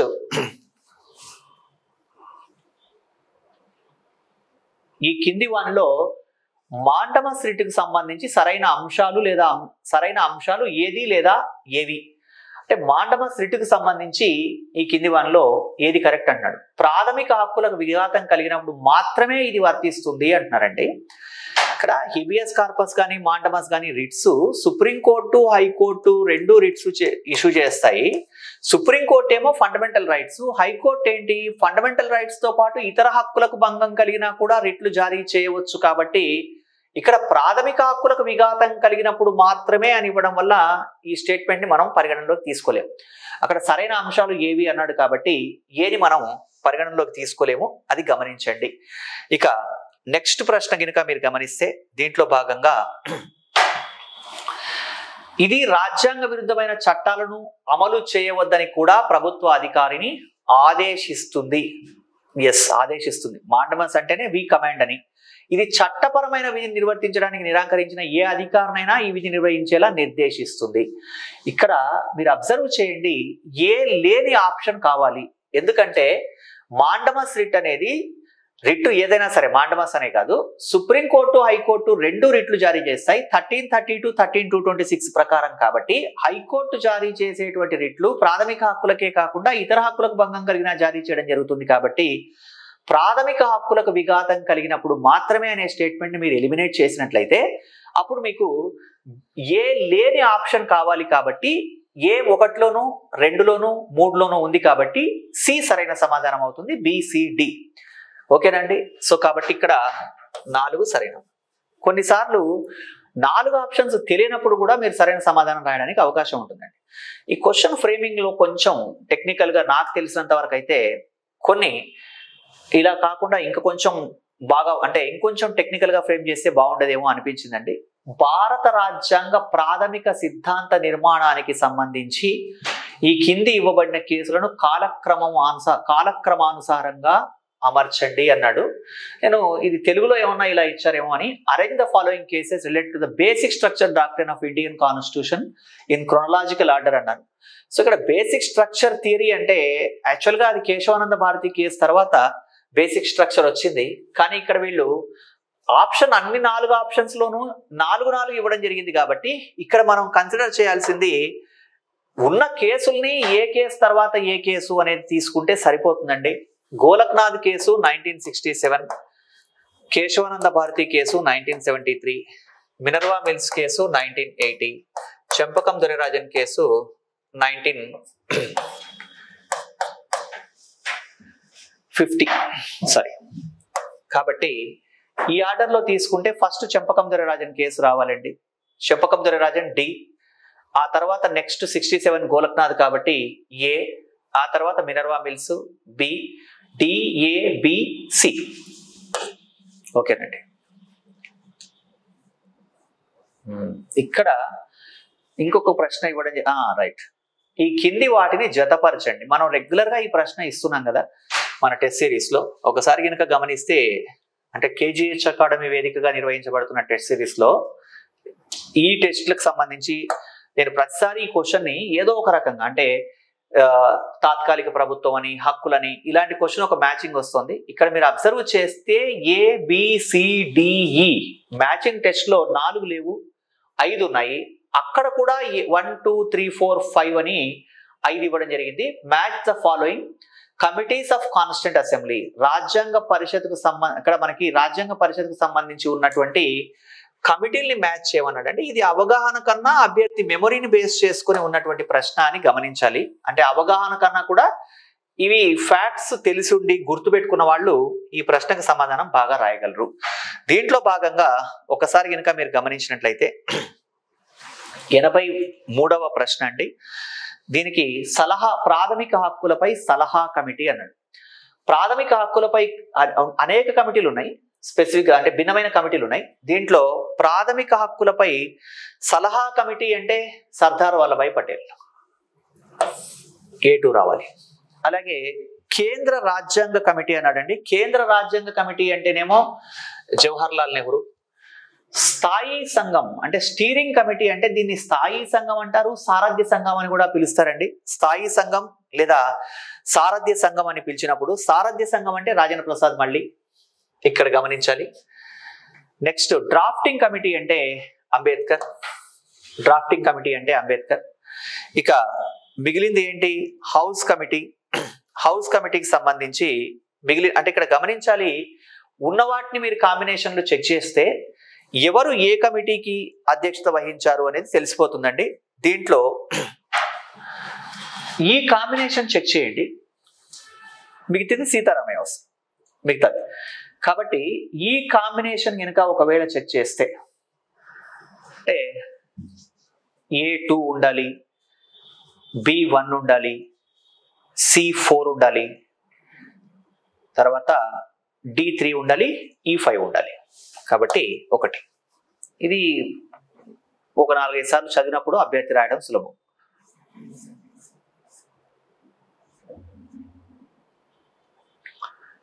ఇక్కడ నెక్స్ట్ క్వశ్చన్ అండి. ఈ కింది వ్యాఖ్యల్ని పరిశీలించండి. రాజ్యాంగంలోని 17వ ప్రకరణ అంటరానితనాన్ని రద్దుకు సంబంధించింది. ప్రొహిబిషన్ ఆఫ్ అన్టచబిలిటీ ఆర్టికల్ 17 కరెక్టే. ఏ వ్యక్తి అయినా రాజ్యాంగ ప్రకరణ 17ని ఉల్లంఘిస్తే ఆ వ్యక్తి చర్య తీసుకోవడం జరుగుతుంది. అంటే ఇక్కడ ఆర్టికల్ 17ని ఉల్లంఘించినప్పుడు ఖచ్చితంగా చర్య తీసుకోవాల్సిందే. కాబట్టి A మరియు B 2 సరైనవే. ఈ కింది వాటికి సంబంధించి ఏవి సరైనవి అంటే 2 సరైనవి. నెక్స్ట్ భారత రాజ్యాంగంలో పొందుపరిచిన ఈ కింది ప్రాథమిక హక్కులలో సరైన వరుస క్రమంలో అమర్చండి. సరైన వరుస క్రమంలో అమర్చడానికి మీరు ఆర్టికల్స్ తెలుసుంటే సరిపోతుంది. రాజ్యాంగ పరిహార హక్కు ఆర్టికల్ 32. స్వేచ్ఛ అన్నాడు, అంటే స్వేచ్ఛ హక్కు అంటే ఇక్కడ మనకి ఆర్టికల్ 19 to 22 స్వేచ్ఛ. మత స్వేచ్ఛ అంటే 25 to 28 మత స్వాతంత్రపు హక్కు. సమానత్వపు హక్కు అంటే 14 to 18. ఈ కాంబినేషన్ లో చూసుకోండి. దీంట్లో ఫస్ట్ D రావాలి, ఎందుకంటే సమానత్వపు హక్కు D ఇక్కడ ఫస్ట్. D తర్వాత నెక్స్ట్ మీరు కనుక గమనిస్తే స్వేచ్ఛ 19 కాబట్టి. నెక్స్ట్ ఇక్కడ 22 అయిపోయిన తర్వాత రావాల్సింది 25 కాబట్టి ఇది 3. రిమైనింగ్ ఇంకా చివరిది 4. కాబట్టి ఇక్కడ ఇంకా కూడా ఉన్నాయండి. సాంస్కృతిక విద్యా విషయ హక్కు కూడా ఉంది కదా ఇక్కడ 29, 30. సాంస్కృతిక విద్యా విషయ హక్కు 5 పాయింట్లు ఇవ్వడం జరిగింది, గమనించండి. ఇక్కడ మనం 1, 14, 18, 19, 22, 2, 3, 25, 28 ఇచ్చాక 4, 29, 30 దీనికి 4 ఇవ్వాలి ఆర్డర్ తీసుకుంటే. చివరికి రాజ్యాంగ పరిహార హక్కు 5 రావాలి కాబట్టి ఏ చివరిగా ఉండాలి. ఇక్కడ మూడిట్లోనూ ఏ చివరిగా ఉంది. DCBEA అంటే ఇది సరైన సమాధానం. ఇది మీరు రాసే అందుకు చాలా వరకు అవకాశం ఉన్న ప్రశ్న, మీరు సులభంగానే రాస్తారు. ఇక్కడ భారతదేశంలోని ఈ కింది వానిలోని భారత రాజ్యాంగంలో ఏ అధికరణం అంతర్జాతీయ వివాదాల పరిష్కారానికి మధ్యవర్తిత్వ పద్ధతిని అనుసరించింది? ఇక్కడ 51D ఉండకూడదండి, 51 ఉండాలి. ఇది కరెక్ట్. యాక్చువల్గా మళ్ళీ దీన్ని చాలా డీప్ గా స్టడీ చేసి మీరు సార్ 51లో ఇక్కడ మనకి ఫండమెంటల్ డ్యూటీస్ ఉన్నాయి కదా, 51లో క్యాపిటల్ ఏలో మనం తీసుకున్నట్లయితే స్మాల్ ఏ నుంచి స్మాల్ కే వరకు తీసుకుంటే దాంట్లో డిఏమో అని అంత ఆలోచించాల్సిన అవసరం లేదు. అలా ఆలోచించినా అదేమి కొంచెం దగ్గరగా వస్తుంది మీరు అలా ఆలోచించినా. కానీ ఇక్కడ ఆన్సర్ 1 అంతే. అలా ఉంటే అక్కడ మళ్ళీ స్మాల్ డి ఉండాలి. అది కూడా ఒక్క సెకండ్ అండి. ఇక్కడ ఈ కింది వ్యాఖ్యలలో రాజ్యాంగం ప్రాథమిక హక్కులకు సంబంధించి సరైన అంశాలు ఏవి? ఫండమెంటల్ రైట్స్ కి సంబంధించి సరైనటువంటి అంశాలు ఏవి అన్నాడు. ఫండమెంటల్ రైట్స్ కి సంబంధించి సరైన అంశాలు ఏవి అంటే చెక్ చేయడమే, 1 by 1 మీరు ఒకసారి చెక్ చేసినట్లయితే సరిపోతుంది. ఇవి స్వాభావికంగా నిరపేక్షమైనవి అంటే ఇక్కడ they are absolute in nature అన్నారు. ఫస్ట్ పాయింట్ ఇది మీరు గమనించండి, fundamental rights are not absolute కదా, ప్రాథమిక హక్కులు అపరిమితమైనవి కావు కదా, కాబట్టి ఇది తీసేయాలి. ఇవి స్వాభావికంగా న్యాయబద్ధమైనవి అన్నాడు. They are justiciable in nature, correct. ఇవి రాజకీయ ప్రజాస్వామ్యాన్ని ప్రోత్సహించడానికి ఉద్దేశించబడ్డవి. 1901 ఉన్న సంఘాల ఏర్పాటు స్వాతంత్రం ఆధారంగానే రాజకీయ పార్టీలు ఏర్పాటు అవుతాయి కాబట్టి ఇది కరెక్టే. ఇవి ఐరిష్ రాజ్యాంగం నుండి స్వీకరించబడ్డాయి. ప్రాథమిక హక్కులు అంటే అమెరికా రాజ్యాంగం నుంచి స్వీకరించబడి ఉండాలి కాబట్టి ఆన్సర్ బి అండ్ సి, ఏ కాదు డి కాదు. సరైన అంశాలే గుర్తించమన్నాడు కాబట్టి బి మరియు సి.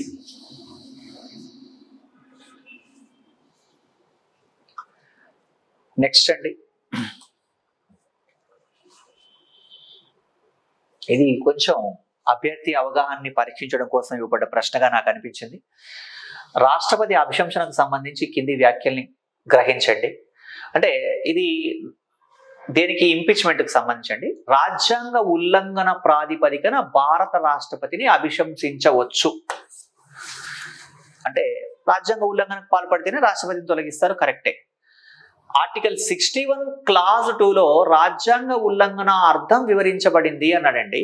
అసలు 61 క్లాజ్ 2 అనేది రెగ్యులర్ గా కనపడదు మనకి ఎక్కడ.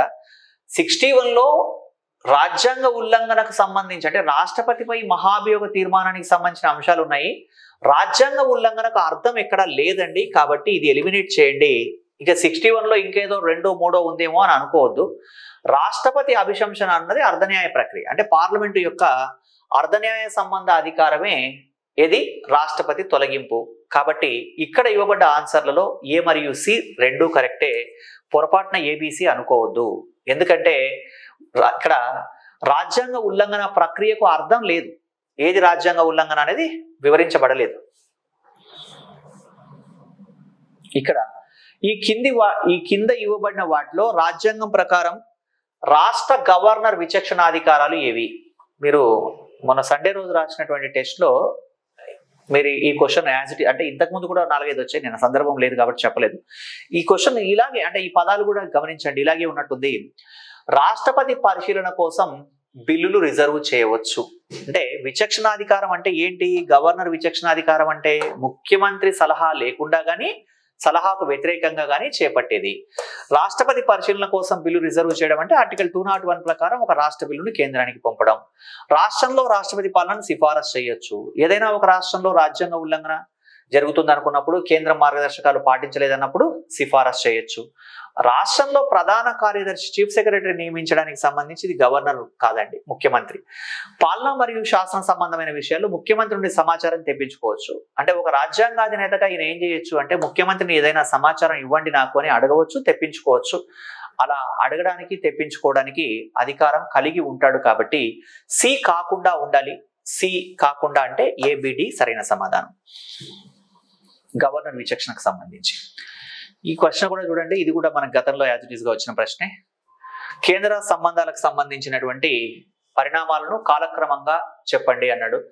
ఆనందపూర్ సాహెబ్ తీర్మానం అంటే 73, వెస్ట్ బెంగాల్ మెమరాండం 77, రాజమన్నార్ కమిటీ 1969లో అపాయింట్ అయింది, 71లో రిపోర్టు. పూంచి కమిషన్ 2007లో అపాయింట్ అయింది, 10లో రిపోర్టు. సో కాబట్టి వీటి కాలక్రమం చెప్పండి అంటే ఆర్డర్లో ఫస్ట్ మనకి రాజమన్నార్, తర్వాత ఆనందపూర్ సాహెబ్ అంటే BACD.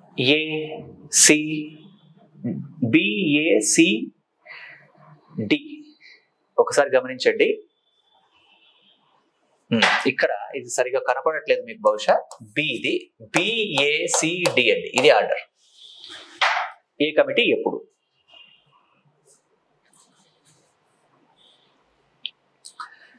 ఈ కింది వారిలో ఏ కమిషన్ లేదా కమిటీ భారత రాజ్యాంగంలోని ఆర్టికల్ 263 ద్వారా అంతర్రాష్ట్ర మండలిని ఏర్పాటు చేయమని సూచించింది. జాగ్రత్త అండి, ఇంటర్ స్టేట్ కౌన్సిల్ 1990లో ఏర్పాటైంది. 1990లో ఇంటర్ స్టేట్ కౌన్సిల్ ఏర్పాటు అవడానికి ముందు సర్కారీ కమిషన్ సూచనల మేరకు ఇంటర్ స్టేట్ కౌన్సిల్ ఏర్పాటైంది. కాకపోతే 1966లో ఏర్పాటైనటువంటి ఫస్ట్ ఐఆర్సీ కూడా సూచించింది. ఇక్కడ మనకి ఎప్పుడైనా సరే ఈ క్వశ్చన్ వచ్చినప్పుడు నేను చాలాసార్లు చెప్పాను గతంలో క్లాస్లో కూడా, ఈ క్వశ్చన్ వస్తే సూచించిన కమిటీలు ఏవి అన్నప్పుడు మీరు మిగతా కమిటీలు చేయాలి. ఆప్షన్లు ఏమి ఇచ్చినప్పుడు మనకి మనకి ఇంటర్ స్టేట్ కౌన్సిల్ అంటే సర్కారీ కమిషన్ సూచనల ఆధారంగా వచ్చింది. అంతకుముందు ఉన్న కమిటీలు కూడా సూచించాయి, కానీ ఇక్కడ ఆన్సర్ ఒకటి మాత్రమే. నెక్స్ట్, ఈ కింది వ్యాఖ్యల్ని పరిశీలించండి. అంటే ఈ స్టేట్మెంట్స్ ని అబ్జర్వ్ చేయండి అన్నాడండి. ఉమ్మడి జాబితా లేదా రాష్ట్ర జాబితాలో చేర్చబడని ఏ విషయమైనా పార్లమెంటు మరియు రాష్ట్ర శాసనసభలు చట్టాలు చేయవచ్చు. ఉమ్మడి జాబితాలోను రాష్ట్ర జాబితాలోను చేర్చబడని ఏ విషయం మీదనైనా అంటే పార్లమెంటు చేయొచ్చు, కానీ రాష్ట్ర శాసనసభలు చేయడానికి లేదండి. కాబట్టి ఆ స్టేట్మెంట్ తీయాలి. అక్కడ ఆన్సర్ అది కరెక్ట్ కాదు. ఈ వ్యాఖ్యల్ని పరిశీలించి సరైనది ఏదో చెప్పమంటున్నాడు. రాష్ట్ర శాసనసభ ఉమ్మడి జాబితాలోని ఏ అంశంపైనైనా చట్టం చేసే హక్కును కలిగి ఉంది అంటున్నాడు. ఉమ్మడి జాబితాలో ఉన్నప్పుడు రాష్ట్ర శాసనసభ చట్టం చేసే అధికారం కలిగి ఉంటుంది. కాబట్టి ఇక్కడ బి మాత్రమే సరైనది. ఈ ప్రశ్నకి సమాధానం బి మాత్రమే సరైనది. నెక్స్ట్, ఈ కింది వ్యాఖ్యల్ని పరిశీలించండి అన్నాడండి. ఈ కింది వ్యాఖ్యల్ని పరిశీలించండి అని ఇచ్చి స్టేట్మెంట్లు ఇవ్వడం జరిగింది. ఇచ్చి ఈ కింది వాటిలో ఏది సరైనది అన్నాడు. ప్రాదేశికాంతర శాసన రచన చేసే అధికారం పార్లమెంటుకు ఉంది. ఎక్స్ట్రా టెరిటోరియల్ లెజిస్లేషన్ గురించి ఈ ప్రశ్న ఇవ్వడం జరిగిందని గమనించండి. ఈ ప్రశ్నలో ఏమంటారంటే ప్రాదేశిక అనంతర శాసన రచన చేసే అధికారం పార్లమెంటుకు ఉంది అంటున్నారండి. సో దీంట్లో ఉంది, ఆర్టికల్ 260 ప్రకారం చేయొచ్చు. నెక్స్ట్, ఒక రాష్ట్రం అంటే ఇక్కడ ఏంటి, భారత భూభాగం వెలుపల కూడా భారత పార్లమెంటు కొన్ని పరిస్థితుల్లో చట్టం చేసేందుకు కొంత మేరకు అధికారం ఉంటుంది. అది ఎక్స్ట్రా టెరిటోరియల్ లెజిస్లేషన్ 260. ఒక రాష్ట్రం తన సరిహద్దుల వెలుపల లేదా ఆస్తిని ప్రభావితం చేసే అధికారం కలిగి ఉంటుంది. అధికారాన్ని రాష్ట్ర శాసనసభలు ఉపయోగించవచ్చును. ఇక్కడ రాష్ట్రం సరిహద్దు వెలుపల లేదా వ్యక్తిని సంబంధించి అంటే ఇక్కడ గమనించండి, డాక్ట్రిన్ ఆఫ్ టెరిటోరియల్ నెక్సెస్ ప్రకారం రాష్ట్ర ప్రభుత్వానికి ఆ అధికారం ఉండదు. కాబట్టి ఆన్సర్ ఏ మాత్రమే.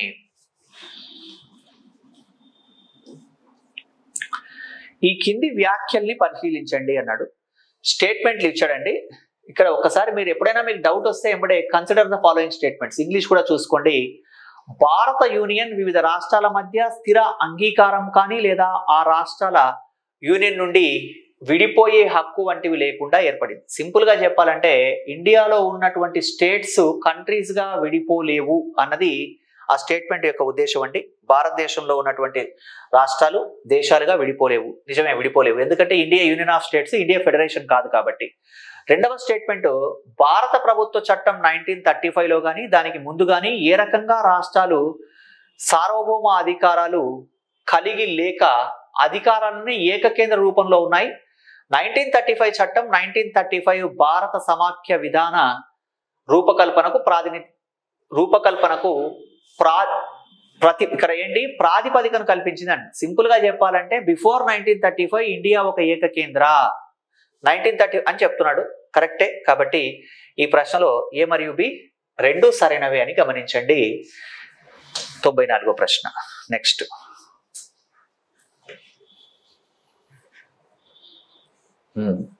ఇది ఇంకా ఫ్యాక్ట్ ఓరియంటెడ్ అండి, మీకు తెలిసినటువంటి అంశాలు.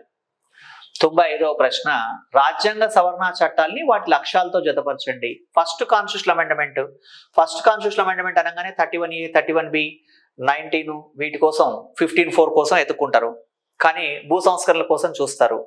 ఇక్కడ ఆ పదం వాడకుండా జమీందారీ చట్టాల రద్దుకు రాజ్యాంగ సమ్మతి అన్నాడు. సో కాబట్టి ఇది. నెక్స్ట్, 9th అమెండ్మెంట్ అంటే ఏంటి, బేరుబారిని పాకిస్తాన్కి ఇవ్వడం. అంటే భారత్ పాకిస్తాన్ మధ్య సరిహద్దు సమస్యల పరిష్కారమా లేకపోతే ఇంకేమైనా ఉన్నాయా చూసుకోవాలి. అక్కడ ఉన్నది ఇదే కాబట్టి ఇక్కడ 52వ రాజ్యాంగ సవరణ అనగానే గుర్తొచ్చేది పార్టీ ఫిరాయింపుల నిరోధక చట్టం. 101 కాన్స్టిట్యూషనల్ అమెండ్మెంట్ భారత్ బంగ్లాదేశ్ మధ్య భూ ఒప్పందం. ఇక్కడ గమనించాలి,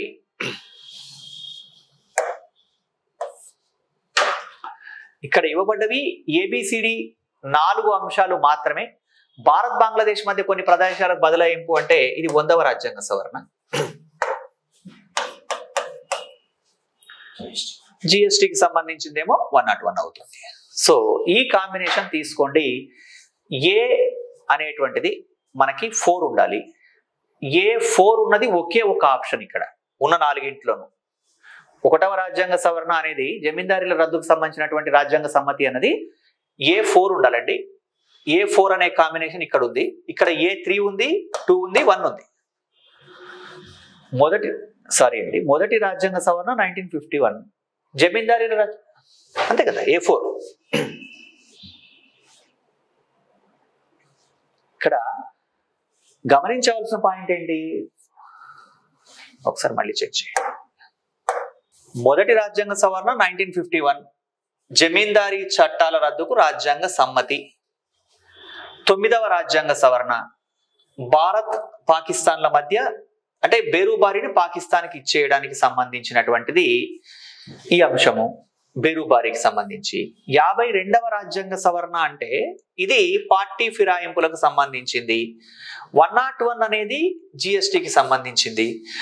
ఇక ఇక్కడ మిగిలింది భారత్ బంగ్లాదేశ్ మధ్య బదలాయింపులకు సంబంధించి ఎన్క్లేవ్ల బదలాయింపు 100వ రాజ్యాంగ సవరణ. ఇది ఇవ్వలేదు.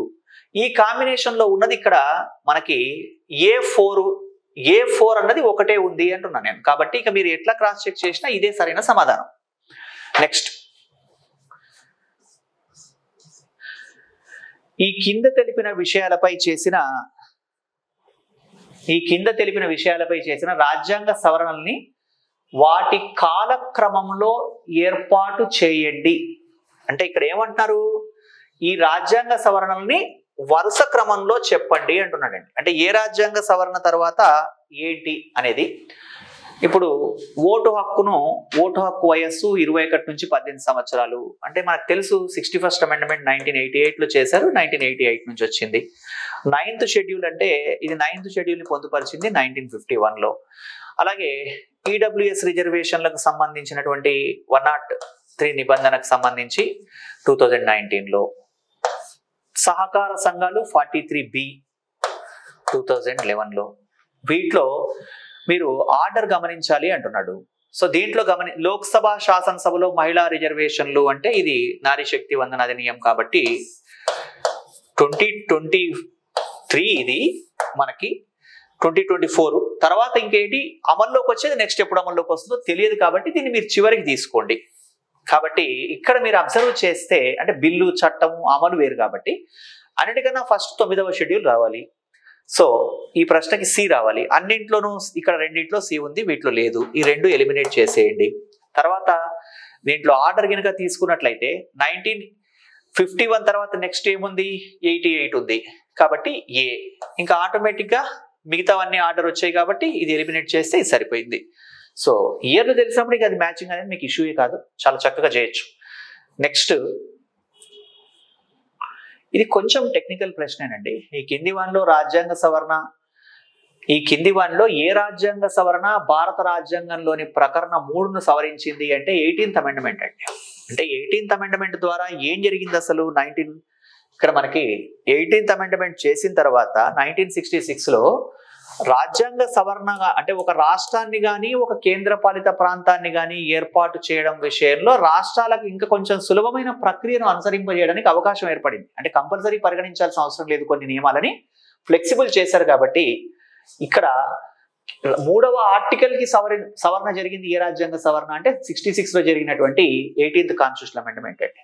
నెక్స్ట్ 98వ ప్రశ్న, ఈ కింద పేర్కొన్న విషయాల్లో మార్పులకై చేసే రాజ్యాంగ సవరణలు రాష్ట్ర శాసనసభల ఆమోదం అవసరమైన వాటిని గుర్తించండి. ఇక్కడ గమనించాల్సిన పాయింట్ ఏంటంటే identity from the following items which require ratification. అంటే సింపుల్ గా చెప్పాలంటే వీళ్ళు ఏమడుగుతున్నారు అంటే ఇక్కడ కేంద్ర పార్లమెంట్ లో 2/3 వంతు మెజారిటీతో పాటుగా సగం కన్నా ఎక్కువ విధాన సభల ఆమోదం వేటికి అవసరం. మీరు పుస్తకం తీసుకొని కనుక చెక్ చేస్తే ఏవైతే సమాఖ్యను ప్రభావితం చేస్తాయో వాటికి కేంద్ర పార్లమెంట్లో 2/3 వంతుతో పాటు సగం కన్నా ఎక్కువ విధాన సభల ఆమోదం అవసరం. ఆర్టికల్ 54, 55 అంటే రాష్ట్రపతి ఎన్నిక విధానం. ఎందుకంటే రాష్ట్రపతిని ఎన్నుకునే ఎలక్టోరల్ కాలేజీలో కేంద్రంలోని ఎన్నుకోబడ్డ లోక్సభ రాజ్యసభ సభ్యులతో పాటు విధానసభలు కూడా సభ్యులు కూడా ఉంటారు కాబట్టి దీంట్లో ఏమైనా మార్పు చేయాలంటే రాటిఫికేషన్ కావాలి. కాబట్టి ఇది ఇక్కడ గమనించండి, భాగము 5లోని 4వ అధ్యాయము ఇట్లా ఉన్నప్పుడు అభ్యర్థి క్లారిటీ ఉండదు. అసలు 5వ భాగం అంటే కేంద్ర ప్రభుత్వం అని తెలిసి ఉంటుంది, కానీ దాంట్లో మళ్ళీ అధ్యయనాలు ఏంటి అనుకుంటారు. కాబట్టి అలా ఉన్నప్పుడు వాటిని హోల్డ్ చేయండి. భాగము 11లోని 1వ అధ్యాయము ఇలాంటివి చదవలేదు అభ్యర్థి, అది హోల్డ్ చేయండి. 7వ షెడ్యూల్లోని ఏ జాబితా అయినా, 7th షెడ్యూల్లోని ఏ జాబితా అయినా అంటే ఇక్కడ ఖచ్చితంగా మరి ఉమ్మడి జాబితా కూడా ఉంది కదా. ఉమ్మడి జాబితాలో ఉన్న అంశాల మీద మార్పు చేయాలంటే మరి ఖచ్చితంగా ఏమవసరం, రాష్ట్రాల ఆమోదం కూడా అవసరం కదా. కాబట్టి ఇక్కడ ఏ ఇక్కడ డి ఈ రెండింటిని ఖచ్చితంగా 2/3 వంతుతో పాటు రాష్ట్రాల ఆమోదంతోనే సవరిస్తారు అన్నప్పుడు ఆప్షన్లో ఏ మరియు డి రెండు ఉన్నాయా చెక్ చేయండి. ఏ మరియు డి లేనివి ఎలిమినేట్ చేయండి. ఇక్కడ ఏ ఉండాలి, డి ఉండాలి. ఏబిసిడి ఉంది, సి మరియు డి ఉంది. ఇక్కడ బిసిడి ఉంది, ఏ మరియు సి ఉంది. ఇక్కడ గమనించాలి, ఇలాంటప్పుడు సి మరియు డి ఉంది అంటే దీంట్లో ఏ లేదు కదా, ఇది ఎలిమినేషన్. ఏబిసి ఉంది అంటే దీంట్లో డి లేదు కదా, ఇది ఎలిమినేషన్. ఇక ఇక్కడ ఏబిసిడి ఉంది, బిసిడి ఉంది అంటే దీంట్లో ఏ లేదు కదా, ఇది ఎలిమినేషన్. కాబట్టి ఈ భాగాల్ని కూడా రాటిఫికేషన్ అవసరమే. అది ఏంటి అనేది మీకు తెలిసినా తెలియకపోయినా ఆన్సర్ 1. అది పద్ధతి. అంటే మనం ఉన్న సమాచారం ఆధారంగా ఎలా ఎలిమినేట్ చేయొచ్చు. ఈ కింద ఇవ్వబడ్డ భారతదేశంలోని ఏ రాష్ట్రాలకు 73వ రాజ్యాంగ సవరణ చట్టం 1992 వర్తించదు. ఈ 73, 74 రాజ్యాంగ సవరణ చట్టాల్లో మనం వర్తింపు, మినహాయింపు అని చూస్తామండి. ఆ వర్తింపు, మినహాయింపు చూసేటప్పుడు కొంచెం జాగ్రత్తగా అబ్జర్వ్ చేస్తే దీంట్లో వర్తించనివి ఏవి అని అంటే ఇక్కడ నాగాలాండ్, అరుణాచల్ ప్రదేశ్, మేఘాలయ, సిక్కిం ఇచ్చాడు. ఇక్కడ అభ్యర్థి చదివి ఉండి పర్ఫెక్ట్ గా అతని దగ్గర సమాధానం ఉండి టక్మని ఆన్సర్ రాయగలిగితే ఓకే. కానీ అలా లేనప్పుడు ఏం చేయాలి, లేనివేవో తీసేయాల్సి వస్తుంది. అంటే 73వ రాజ్యాంగ సవరణ వర్తించండి ఎక్కడ అంటే జమ్మూ కాశ్మీర్, నాగాలాండ్, మేఘాలయ, అరుణాచల్ ప్రదేశ్, సిక్కిం అన్నప్పుడు సిక్కిం అనేటువంటిది ఇక్కడ ఉండదు కదా. అంటే సిక్కిం అనేదాన్ని అభ్యర్థి తీసేయాల్సిందే. దీంతో పాటు నాగాలాండ్, మేఘాలయ, అరుణాచల్ ప్రదేశ్లో కొంత భాగానికి సంబంధించిందే ఉంటుంది. సో కాబట్టి ఇక్కడ ఏబిసికి సమాధానం సరైనది అవుతుందండి. కాబట్టి ఇది సరైన సమాధానం. నెక్స్ట్ మార్చండి.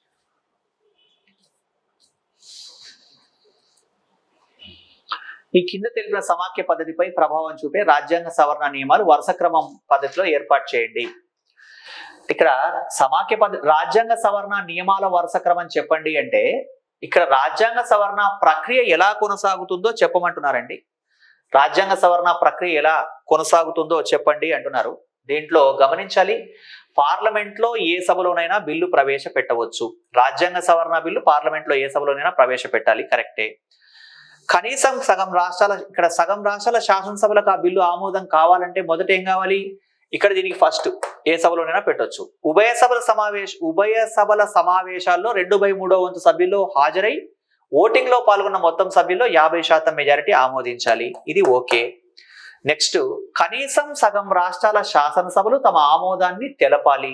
కనీసం సగం రాష్ట్రాల శాసనసభలు తమ ఆమోదాన్ని తెలపాలి, ఇది కూడా కరెక్టే. కాకపోతే తర్వాత చివరికి వచ్చేది రాష్ట్రపతి ఆమోదం. ఇది వరుస క్రమం.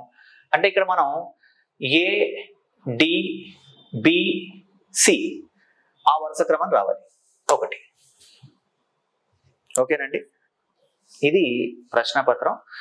50 మార్క్ నేను పాలిటీలో వచ్చిన క్వశ్చన్లే తీసుకున్నాను. సోషల్ స్ట్రక్చర్లోను పేపర్ 1లో వచ్చినటువంటి క్వశ్చన్లు పాలిటీ ఖాతాలో వేయలేదు.